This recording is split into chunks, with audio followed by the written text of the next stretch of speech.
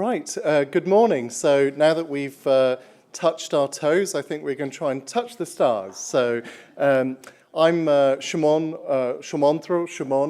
rhymes with come on, which is what most of my colleagues are saying to me. I'd like to start with a plethora of thanks. So thanks to all of you for being here. Thanks to those who are listening. Thanks to the NNI, which I believe has been redubbed by Usha as the Natalia Nutrition Institute, and all of her able colleagues. Thanks to our chair, who's allowing a Cambridge to Cambridge dialogue on this stage today across the water. And thanks to Martin and Corinne for what will effectively be a triple act. So they're the solid seeded bread, and I'm the jam in the sandwich right in the middle. But really, jokes apart, I think we have been operating as a little bit of a secret society over the years, and we're really thankful for this platform to come and share some of the things that have gone on, which could be called in another name, and that is how to do a piece of work with absolutely no resource or funding. But one of my diseases is compulsive optimism, so I'm not going to call it that, and instead we'll talk about global efforts in medical and healthcare nutrition education. So on that menu today, I'll set the stage a little bit further by recapping in a slightly different way how we can harness implementation science and use it as a bridge between research, education and practice. And then I'll talk a little bit about where we're at today as a global centre for nutrition and health, particularly in the medical and healthcare space, and then a decade in review looking at some of the evidence that we've gathered, that others have gathered around us, what's worked, what hasn't, and how we see the future shaping up. So implementation science simplified, simplementation science you could say, is research to inform how to make the right thing to do, the easy thing to do, which is easier said than done. But really what this is all about is moving evidence-based interventions into practice and policy. And really the question that you might ask is, well, why bother? My role is a researcher's, my role is that of a healthcare practice delivery person, so on and so forth. Well, the reason we should probably bother is because at the heart of everything we do are patients and the public, and 33% of patients, is estimated, do not receive treatments of proven effectiveness. About a quarter of patients receive care that could be unnecessary or indeed actually potentially harmful. And 3/4 of patients may not be provided the information that they need to actually make decisions and empower their own choices. And about half or more of physicians do not have to hand the evidence they need for decision making. So this is the case at large in healthcare when we look at the knowledge to action cycle. And the source of this is from our Canadian colleagues who are slightly ahead of the curve in thinking about many of these things. So can you imagine if this is the situation across healthcare at large, what it might be for a Cinderella topic like nutrition within healthcare? So implementation is part of that solution. So there are quality gaps to address, evidence-based interventions to consider. We need to think about the how, the where, and of course partnerships, which are absolutely critical. The care that we have at the moment, so what are the services that we're delivering, really knowing that, but also thinking of the care that could be, and not being bogged down by some of the barriers that we're seeing, but instead looking at the facilitators and harnessing what's possible. But we do need to be mindful of quality gaps. So if you want to be slightly concerned, you can look at the number receiving care to the total number of recipients. If you want to be severely depressed, you can look at the number receiving care to the total number needing service. And this in nutrition is really quite a poor statistic. The quality of specialist services is one matter. We're also grappling with the quantity of specialist services in nutrition. So there's work cut out for us. And Unfortunately, sometimes the conclusion of various fora are that the latest research shows that we really need to do something with all of this research. So what we're hoping is to actually come up with a unified plan of execution, and I hope that that will be one of the take-homes from these discussions today. The how-to component of changing healthcare practice. So passive dissemination, although that's possibly mostly the way that we're measured, particularly in academia, whether it's publishing, whether it's theoretical measures of impact, so on and so forth, could be quite ineffective in practice. Focus training and skills-based training is also a frequently used strategy to plug gaps, but it's really multi-component and multi-level education that's more effective and sustainable. And we need to think about implementation outcome measurement in addition to clinical outcomes. One of the criticisms in nutrition and healthcare is, oh, we don't have long-term clinical outcomes. Yes, we do need to measure long-term clinical outcomes, and we do have more than we did 10 years ago, but we also need to measure the pieces in between to look at what the steps are, where the touch points are, and those are implementation outcomes. And it's really important to think beneath that surface because these are distinct from clinical outcomes. So you could have an effective intervention that's quite poorly implemented. So someone's come up with, the best case based on research, but really there was no implementation plan or funding attached to that. Or you could have a fairly ineffective treatment that for whatever reason is successfully implemented, and we're riding that wave of trying to make change, but actually sometimes based on quite flaky evidence in the background. So we need to be careful about that, and starting to measure those types of outcomes is really the first step. But implementation through education is something that has been thought through, and utilising implementation science in medical and healthcare education can really focus on some key levers of sustainability, such as competence and performance of the healthcare workforce, which invariably is related to patient outcomes. And it doesn't have to be a massive change. Small changes can add up. So educators can start by selecting, applying, and evaluating the teaching and patient care impact of just a couple of implementation strategies that arise from their work. But typically in education, so this would mean developing materials, provider training, trying to form a zone of influence, and a number of other levers from licensing through to accreditation and certification. So really what I'll do now is tell you a little bit about how we work and try to harness some of these concepts and then go on to the last decade in review. So we like to think that we're needed, so defining our purpose. One of the things that we look at quite closely is risk assessment. We're lucky now that we have a dynamic risk assessment tool that's updated year upon year, the Global Nutrition Report, and many of you will know these statistics, but we are facing quite a grave nutrition situation. So a couple of billion people who lack key micronutrients and another couple of billion who are possibly overweight and obese that overlap with part of the 2 billion that's micronutrient deficient. So it's actually not really the double burden of under and overnutrition, but more of a triple burden of under, over, and overlaid micronutrient deficiencies. And the tricky thing is really that this is a different and moving picture not only within populations but even in the life course of an individual, which means that there's quite an individualized risk trajectory that arises in relation to exposures that either determine under or overnutrition or indeed other nutrient deficiencies. However, the Sustainable Development Goals may well be a useful parachute out. And I think Maureen talked about some of these Sustainable Development Goals, as did others.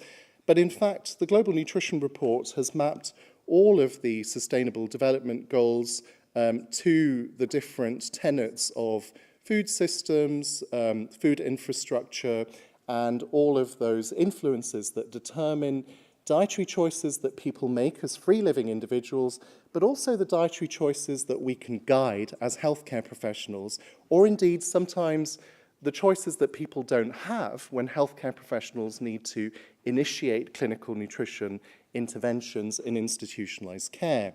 So tackling the underlying causes of malnutrition through the Sustainable Development Goals is really the key that we're hoping to use to unlock many of the opportunities ahead.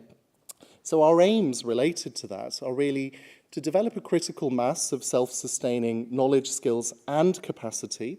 And we'd like to see a visible increase in the healthcare workforce that is trained in nutrition, and one that can then be connected to improved health practices and outcomes in relation to nutrition as a determinant. How would we do this? So we follow a little bit of a cyclical process and maybe an upside-down model. So we start by assessing the knowledge gaps in practice. Then we take a step back and ask why those knowledge gaps are there.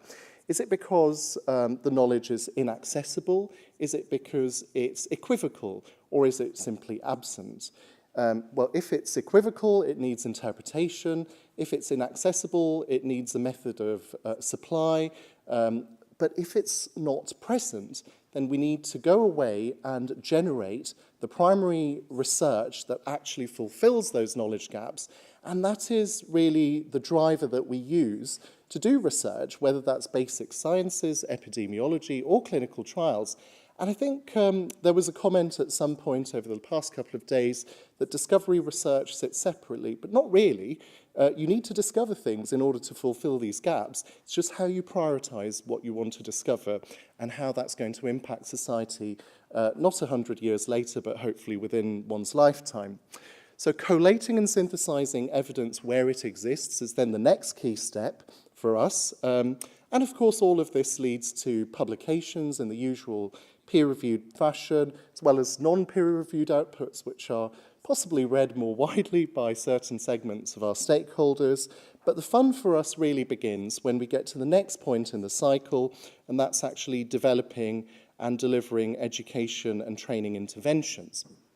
So these interventions are generally powered by an umbrella synthesis of the evidence, which is not a meta-analysis, it's not a narrative review, it's an umbrella synthesis that brings together the evidence in a focused way to try and address the identified knowledge gap.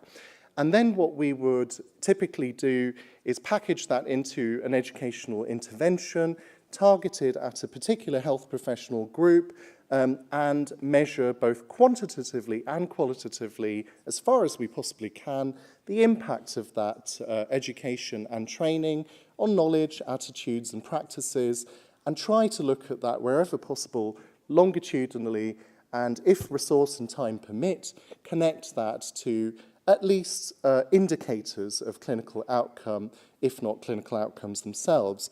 So this is really the model that we try to use. And this really follows on from the knowledge to action cycle. But I think that we're not divorced from research. As I was saying earlier, we recognize the ladder of research that goes from discovery science all the way through physiological studies to societal context. And actually, as you go up this ladder, there's an increasing, almost overwhelming wedge of information that research institutions are generating. And some of us like to call this molecules to mankind, because that is really the laterality of nutrition as a discipline, which is a little bit different to the way a lot of other at least medical disciplines are structured.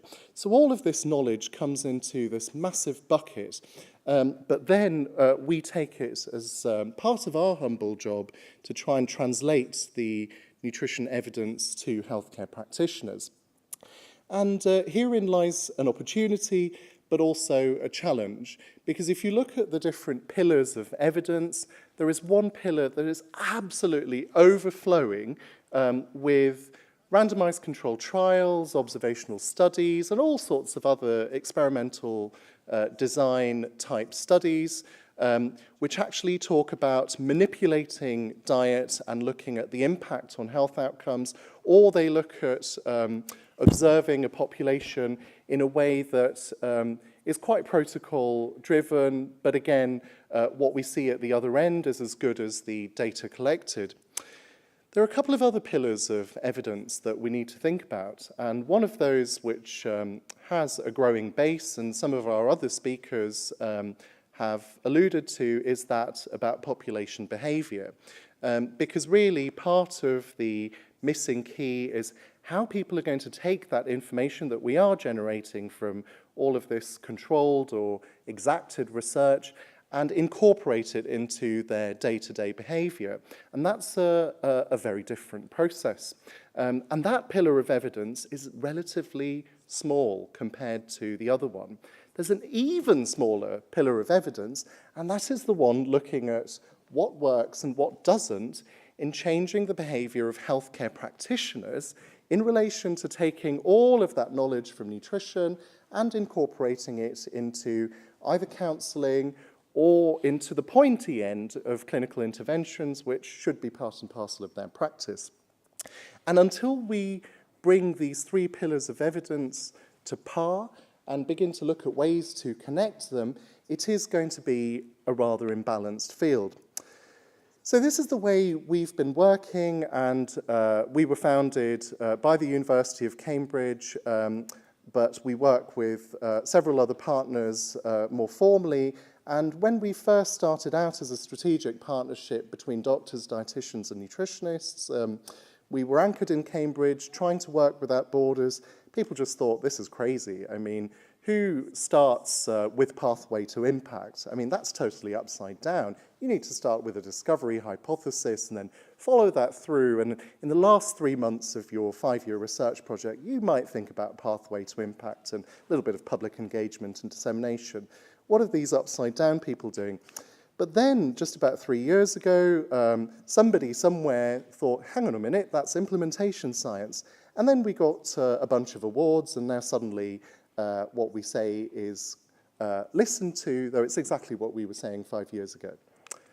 So, partnership and levering partners is key.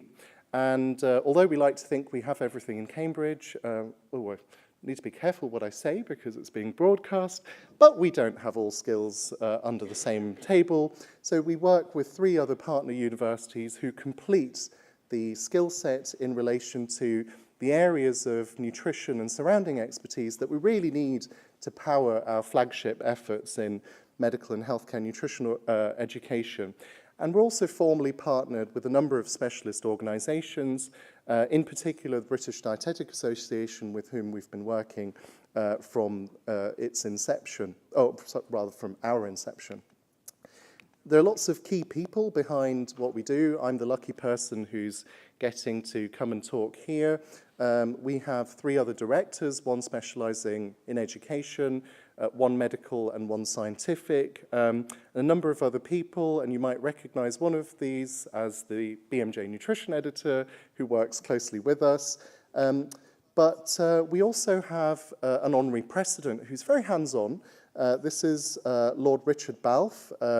So he's a long-standing member of our House of Lords, and that's actually quite important for us, partly because he's also the president of the British Dietetic Association, so we share a strategic connection, but in fact he gives us a voice in the corridors where we need to raise questions and make things heard.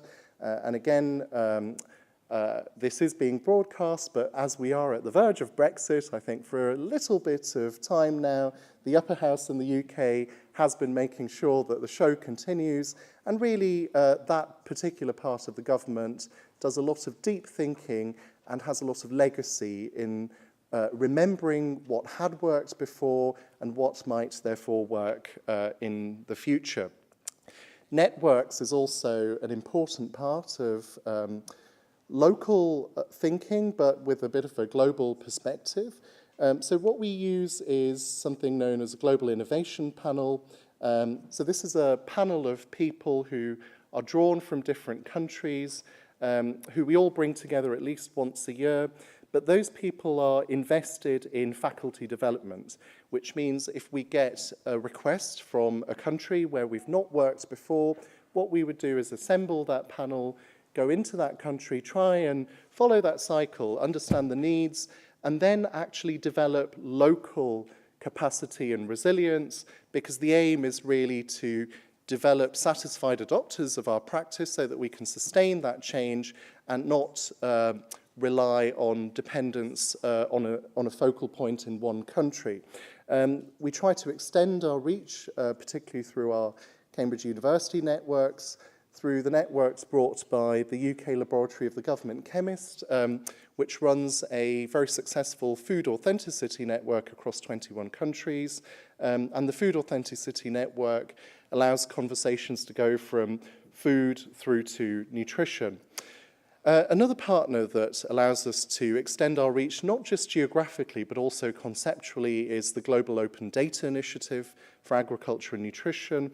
And they operate with more than 600 partners worldwide. And I think that's really important, because even if you get a 1% response from some of this partnership, either with some form of comment or contribution, that is still significant. And it still has a little bit of an effect that's part of the ripple that we're trying to create in global efforts. So this is the formalized network that we have at the moment, and these are the countries that we regularly are able to not just have conversations with, but partake in real projects with. So bringing all of this together, we realized a few years ago it was important to have a dedicated summit in medical nutrition education and research. And if you've not been before, please join us next July in Cambridge. And we'll try to control the weather for you if we can.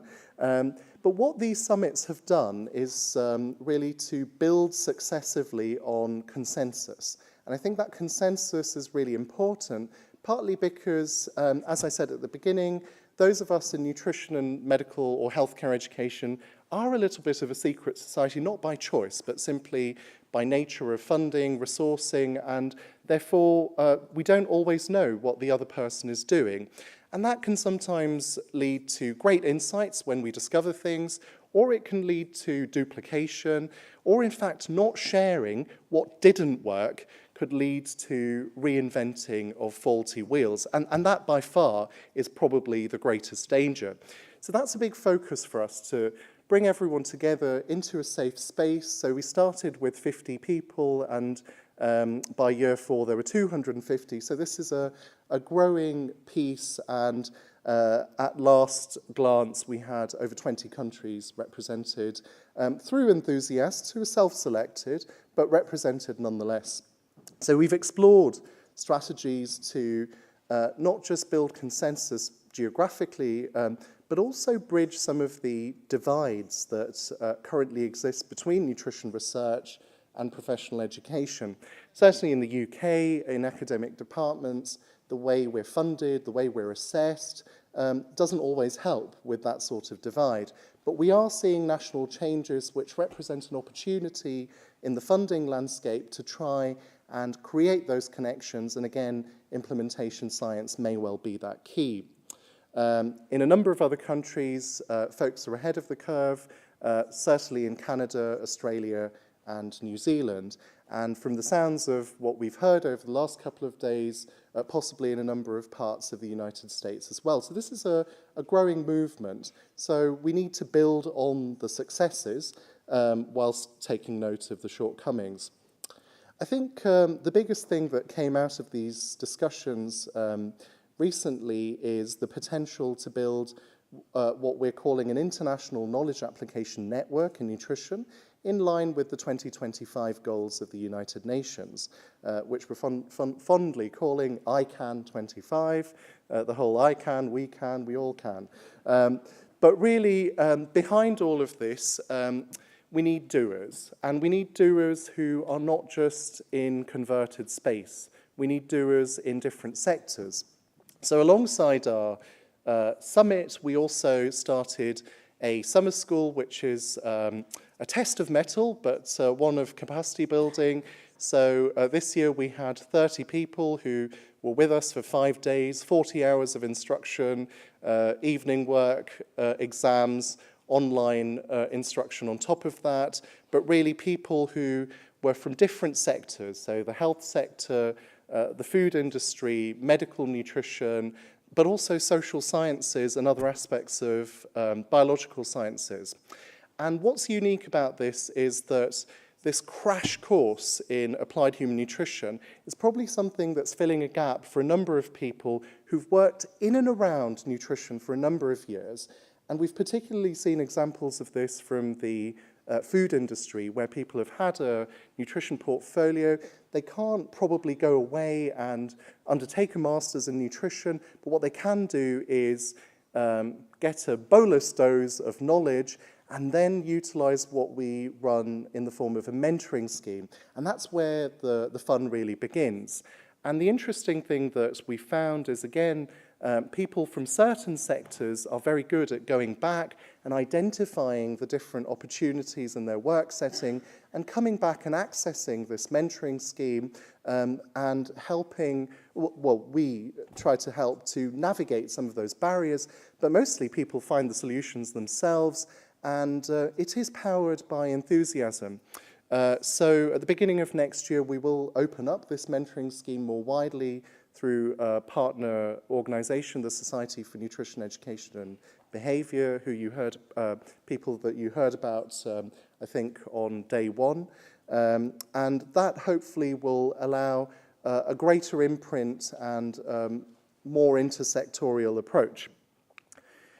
The other conceptual shift that's happened in our thinking in these past 10 years is that when we started, we were very much at this interface between dietary choices, nutritional status, and health status. Sometimes, as I said before, free-living individuals making their own choices, and at other times guided or indeed directed by their healthcare professional, depending on whether they are a patient or a member of the public.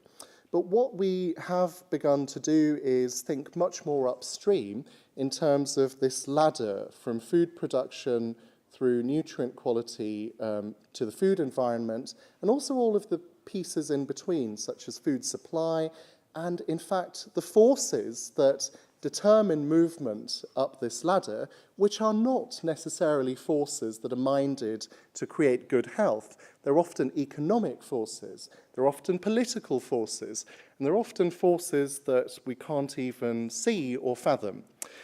So looking at this entire pipeline, we do realize that we need to think about the wider determinants of diet, nutrition, and health, because it's you can't just magically eliminate those things in real life. You can adjust for them in a model or account for them in a study, but really, how do you deal with real life? So we do need to think about those wider determinants and recognize patterns. But the funny thing that's come from all of this is when we look at the base of nutrition knowledge that we need to influence each and every one of the segments on this ladder, it's actually the same core of knowledge.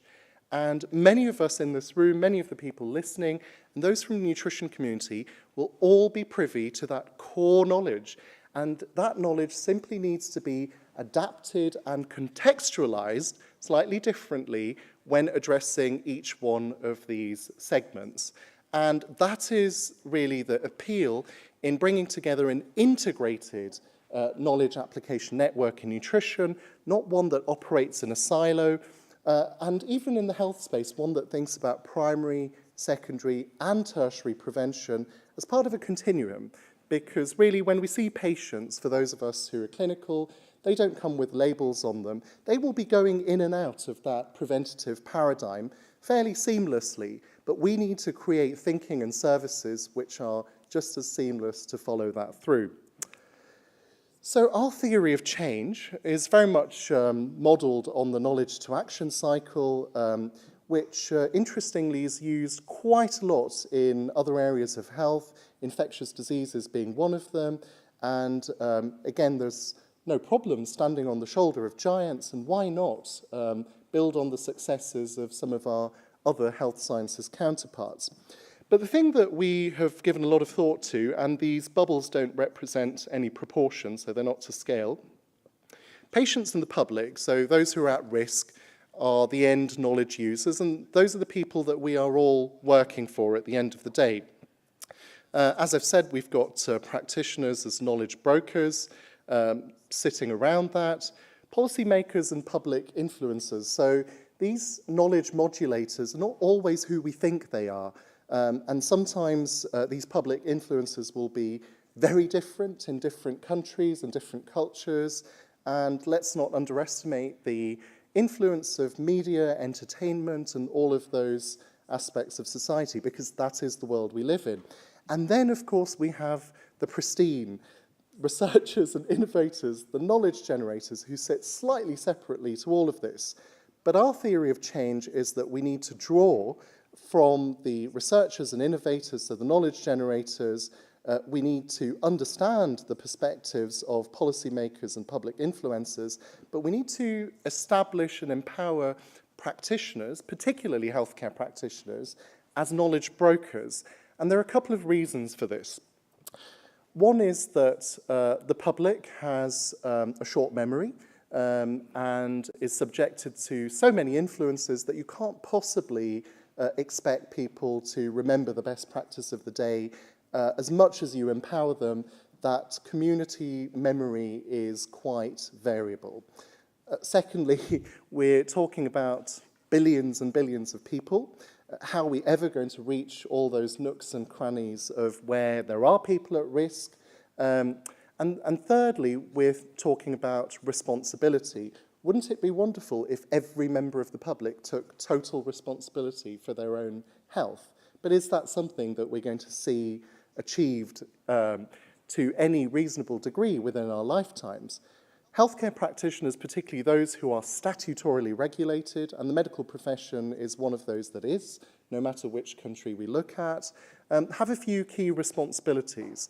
Once something is part of their core knowledge, skills, and practice remit, they have a responsibility to discharge those pieces of knowledge and skill in a responsible manner.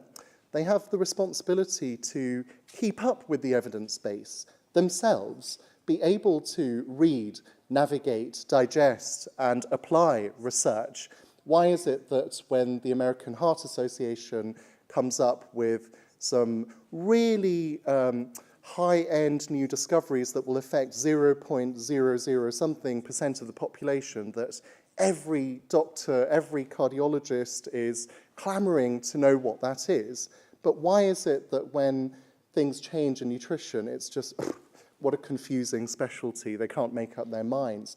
So it's a change of mindset, bringing that into the core responsibility to keep up with the evidence. It's their responsibility to make sure that the patient in front of them is actually catered to with the right knowledge that is high quality but current, but also knowledge that is tailored to the requirements of that individual wherever possible.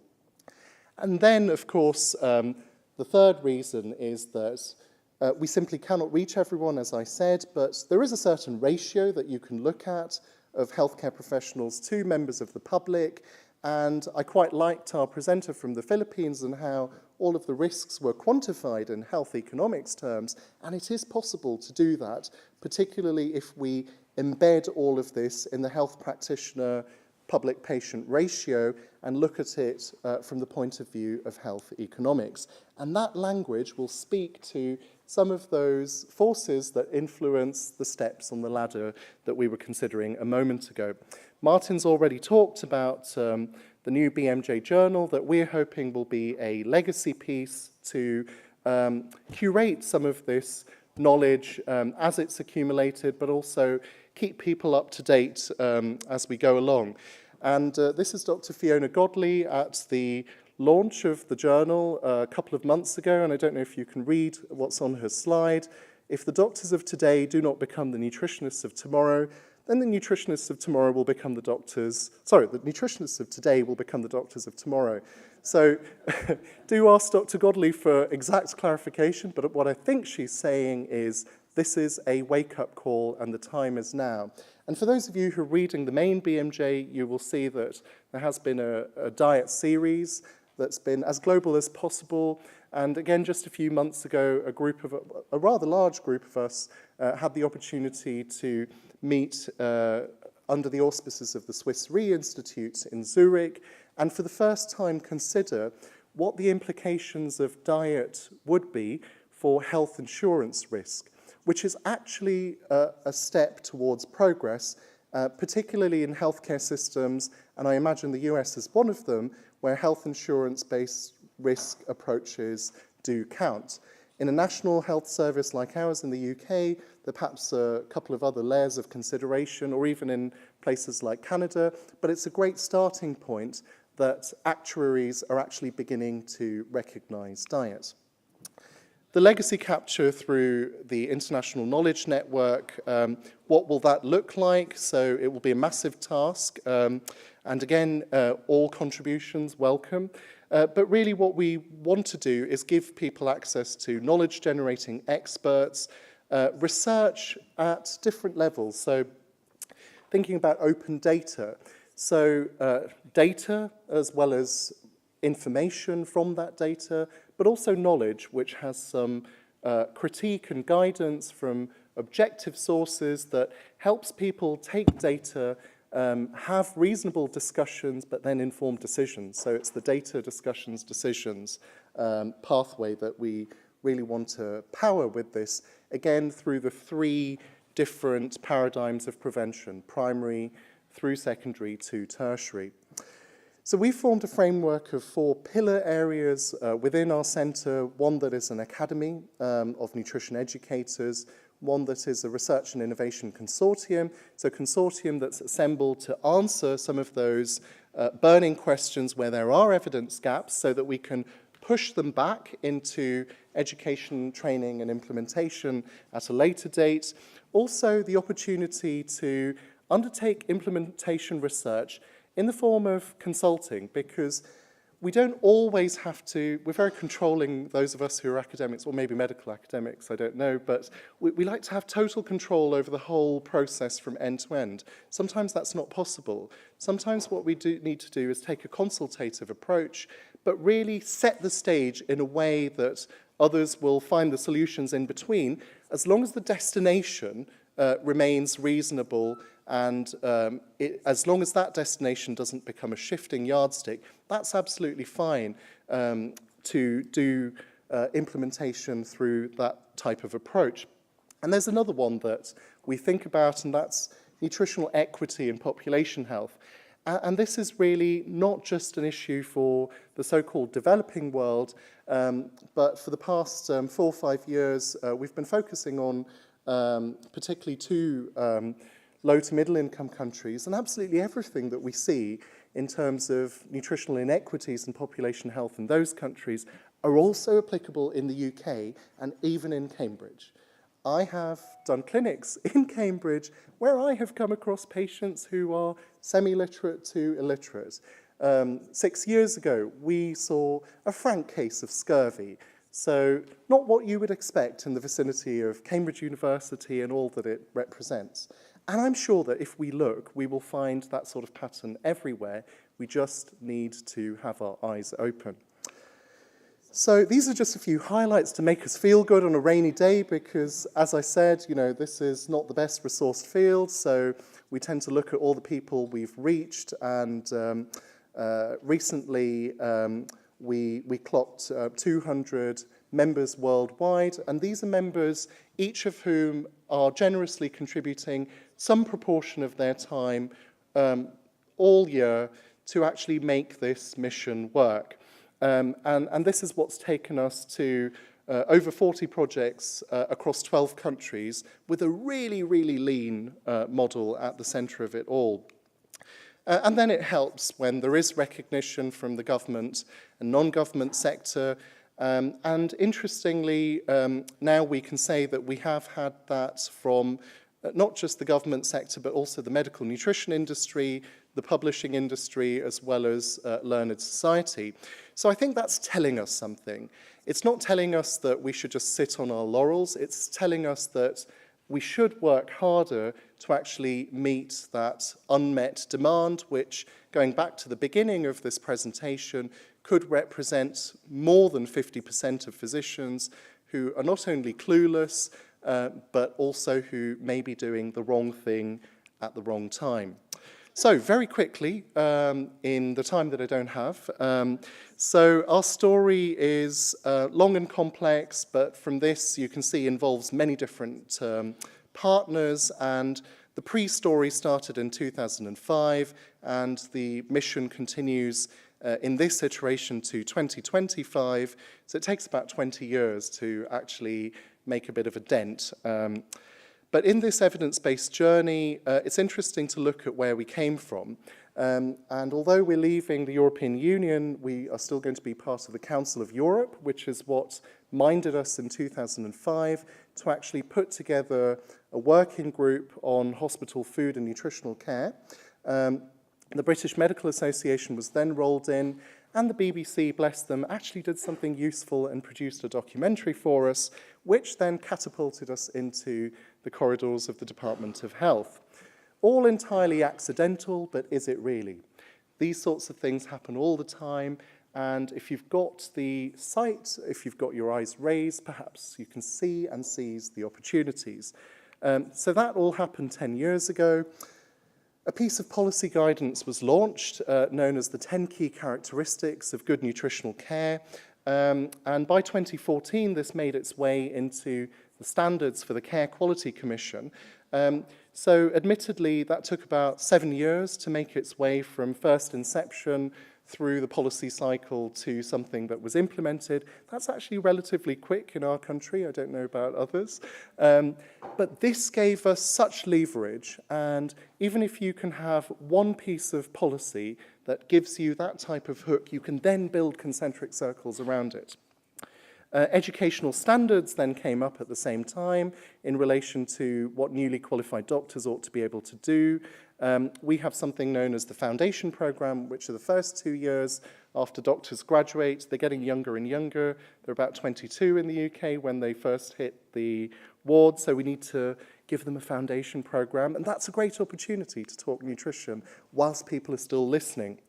The General Medical Council, which is our regulator, even back in 2014, actually did put together at least some bullet points that talk to the issue of nutrition, and the Royal Colleges put forth a framework which then led to quite a lot of work by a group known as the Intercollegiate Group on Nutrition, which now has its new home in the UK Association for Nutrition in the form of an interprofessional group that brings all of the Royal Colleges and other stakeholders, including ourselves, to the table.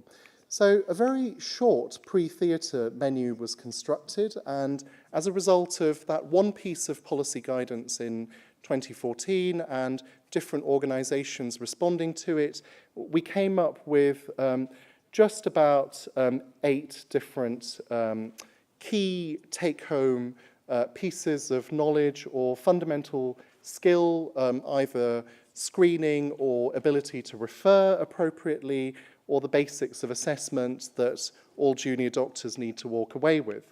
And this then led to a study that we did across 15 medical schools with about 100 medical students in an intervention group and 200 in a control group. The numbers are a long story, but the point is that we were able to demonstrate sustained improvement to knowledge, attitudes and practices beyond 6 months. So we felt really happy. This was kind of 2009 and 10, and then people said, yes, right, so what? They're going to graduate, they're going to go into the system, and they're going to lose it all. Don't use it, lose it. And we thought, gosh, we've got a problem. So we called back some of the highest performers from that cohort, and we got them to assemble 3 change teams in 3 very different parts of the National Health Service, and we chose them contrastingly on purpose. And we put together a model known as NELICO, Nutrition, Education and Leadership for Improved Clinical Outcomes. And what we stumbled upon there, I must say guided by the Judge Business School, which is our business studies school at Cambridge University, is that actually just giving these doctors the knowledge without change management and leadership toolkit is pretty useless, because they're not going to be able to navigate those barriers that they're bound to come up with. Giving them change management training not only helps them to embed nutrition, it helps them with so many other things. So you're actually giving those customers, junior doctors, a tool that they really value and will use across the board, but will demonstrate their innovation by always bringing, if they're trained in nutrition, nutrition into it as the key example. And then we thought, gosh, we should do something on home territory. So in 2010-11, we said to Cambridge University that, oh, look, we've done all of this nationally, and we don't have a nutrition curriculum. And the university said, oh, gosh, right, okay, here you go. You can have some hours. And then we did what we could. We started with lots of song and dance, trying to squeeze 10 different things into 2 hours. We came to some sort of degree of normalcy after that, where we went back to the pre-theatre menu.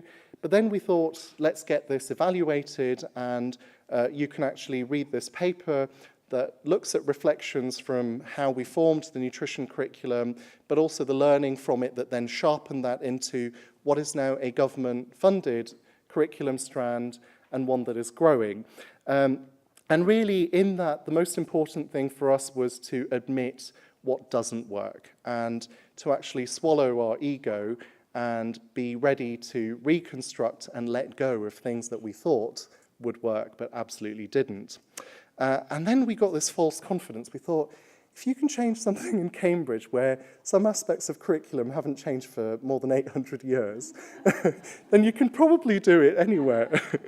So we started applying it to other specialisms. So pharmacists are the second largest healthcare profession in the UK.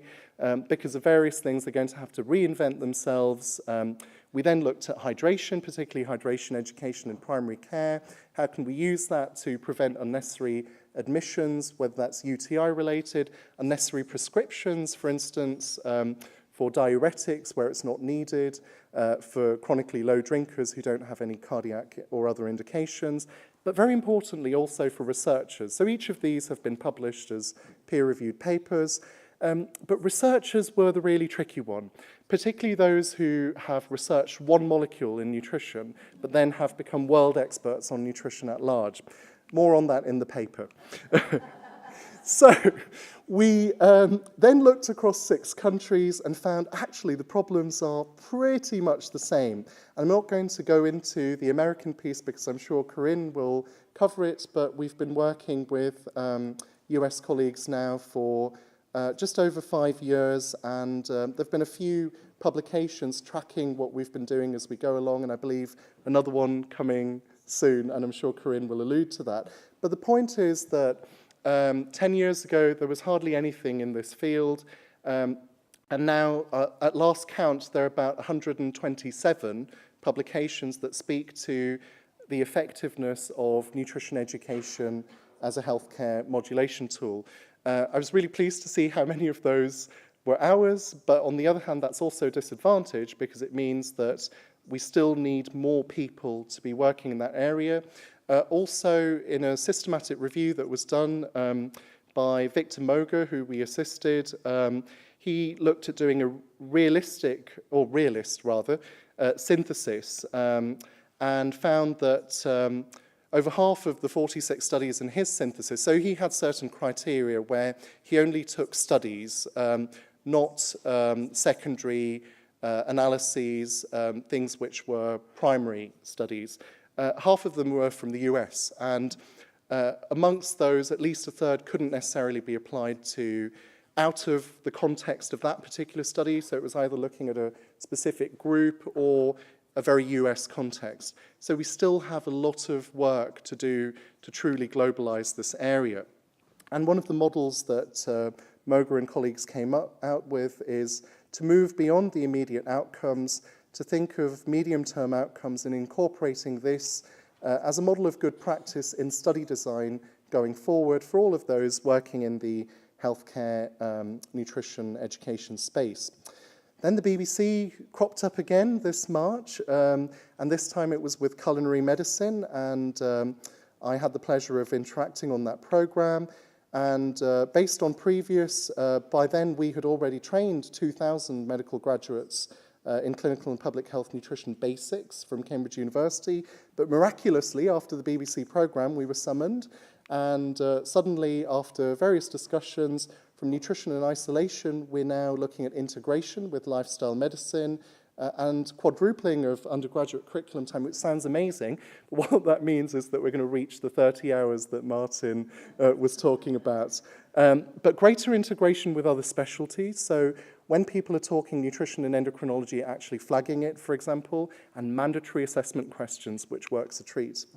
I'm going to rush through, but just to say that we have a new generic professional capabilities framework in the UK, and we now have a pathway under the Association for Nutrition, which is the national voluntary regulator for nutritionists, both for undergraduate nutrition degrees, which has been in vogue for a while, but also now for those who are medically qualified who wish to specialize in nutrition alongside standard medical specialties.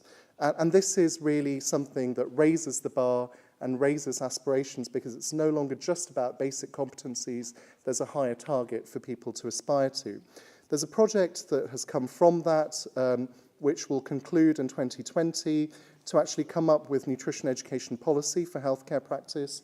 So we're rolling out a nutrition education intervention package across the foundation program in 5 different regions of the NHS. And as part of the developmental work for that, just looking at first insights into express nutrition training needs. So all of this has come about thanks to an award through the ESPEN, the European Society for Parenteral and Enteral Nutrition, where this policy project started a year ago, and where the first insights were presented just last week in Madrid. Really, we're finding that most doctors do recognise the need for multidisciplinary approaches. And I'm not going to go into the measurements, there are lots of them, but they're quite likely to engage. But we just need to establish the ideal method. But I think what was really coming out of that is that there is no ideal method, and we need a variety of methods to target different types of learners. But of course, the challenge is still in the upper end of the workforce, so we need bottom-up action, but we also need some top-down buy-in. And these are opportunities that we have. We're very lucky. We have mandated competencies now.